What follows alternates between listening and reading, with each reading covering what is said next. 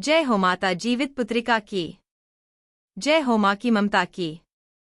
जय हो उस आस्था की जो अपने बच्चों के लिए जीवन तक दांव पर लगा देती है। भाइयों और बहनों, आज हम सुनने जा रहे हैं चिल्हो सियारों की कथा, जो जितिया व्रत की मुख्य कथा है। यह केवल एक कहानी नहीं, बल्कि माँ की ममता, त्याग और आस्था का अद्भुत प्रमाण है। कहते हैं, जितिया का व्रत संतान की दीर्घायु और सुख समृद्धि के लिए किया जाता है। इस व्रत के साथ जुड़ी कथा हमें यह सिखाती है कि चाहे परिस्थिति कितनी भी कठिन क्यों न हो, माँ का आशीर्वाद और भक्ति की शक्ति संतान की रक्षा अवश्य करती है। तो आइए, इस पावन कथा की ओर बढ़ते हैं। बहुत समय पहले एक गांव में एक गरीब स्त्री रहती थी। उसका जीवन बेहद कठिनाइयों से भरा हुआ था। न खाने को पर्याप्त अन्न, न पहनने को अच्छे वस्त्र, न सिर पर ढंग की छत। लेकिन उसके पास उसकी सबसे बड़ी पूंजी थी, उसके 3 छोटे छोटे बच्चे। उस माँ का जीवन इन्हीं बच्चों के इर्द गिर्द घूमता था। गांव की और स्त्रियां जब जितिया का व्रत करतीं, तो वह माँ दूर से ही देखती। वह सोचती, काश मैं भी यह व्रत कर पाती अपने बच्चों की लंबी उम्र के लिए, लेकिन मेरे पास तो व्रत करने के लिए भी साधन नहीं। एक दिन श्राद्ध पक्ष की अष्टमी आई। गांव की सभी स्त्रियां नदी में स्नान करने और जितिया का व्रत करने निकलीं। गरीब माँ का मन डोल रहा था। क्या मैं यह व्रत कर पाऊंगी? मेरे पास तो व्रत के नियम निभाने के लिए भी साधन नहीं।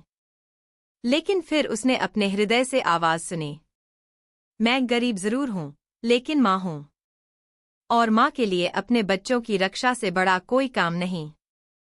उसने ठान लिया कि चाहे कितनी भी कठिनाई क्यों न आए, वह भी यह व्रत करेगी। सुबह सुबह वह अपने 3 बच्चों को पास के नदी तट पर ले गई। वहां स्नान करने और व्रत करने वाली स्त्रियों की भीड़ लगी थी। लेकिन तभी एक विचित्र घटना घटी। उसी नदी के किनारे एक चील, चिल्हो और एक सियारो भी अपने बच्चों को लेकर पानी पीने आई थीं। दोनों के बीच झगड़ा हो गया। चील ने कहा, मेरे बच्चे सबसे ऊंचे, आकाश में उड़ने वाले हैं। सियारनी बोली, नहीं, मेरे बच्चे सबसे तेज और सबसे बुद्धिमान हैं। विवाद इतना बढ़ा कि दोनों अपने बच्चों की जान लेने पर उतर आईं। चील ने सियारनी के बच्चों को मार दिया। सियारनी ने प्रतिशोध में चील के बच्चों को मार डाला। नदी तट पर यह भयानक दृश्य देखकर गरीब माँ सहम गई।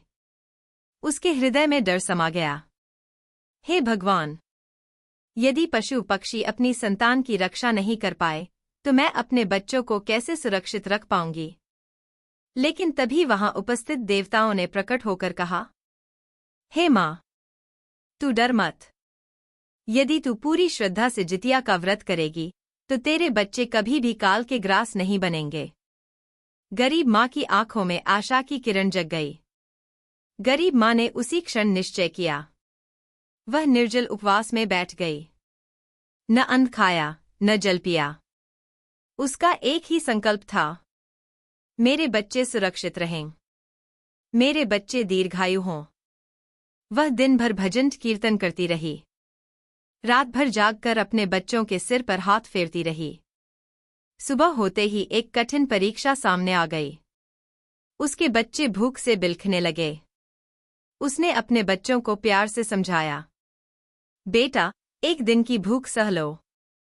माँ का यह व्रत तुम्हारे जीवन को लंबा कर देगा। उसकी आंखों से आंसू बहते रहे, लेकिन उसने हार नहीं मानी। जब गरीब माँ का यह अटूट संकल्प देवताओं ने देखा, तो वे प्रसन्न हो गए। उन्होंने कहा, हे माँ, तेरी भक्ति सच्ची है। तेरे त्याग और तपस्या के आगे मृत्यु भी हार मान जाएगी। तेरे बच्चों की उम्र लंबी होगी, वे स्वस्थ रहेंगे, और तेरा वंश कभी नष्ट नहीं होगा। गरीब माँ के 3 बच्चे सचमुच स्वस्थ सुरक्षित रहे। समय बीता और वे बड़े होकर गांव समाज का सहारा बने। तब से यह परंपरा चली आ रही है कि माताएं जितिया का व्रत करती हैं। वह निर्जल उपवास रखती हैं, चिल्हो व सियारों की कथा सुनती हैं और अपने बच्चों की लंबी आयु के लिए भगवान से प्रार्थना करती हैं। कहते हैं, जिस माँ ने पूरे विश्वास से यह व्रत किया, उसकी संतान को कभी अकाल मृत्यु का भय नहीं होता।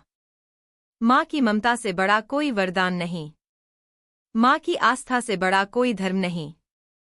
और माँ की दुआ से बढ़कर कोई कवच नहीं। आज भी गाँव गाँव की माताएं जितिया व्रत करती हैं। निर्जल रहकर भगवान से यही प्रार्थना करती हैं, हे प्रभु, हमारे बच्चों की उम्र लंबी हो, सुख समृद्धि मिले और वे सदैव स्वस्थ रहें।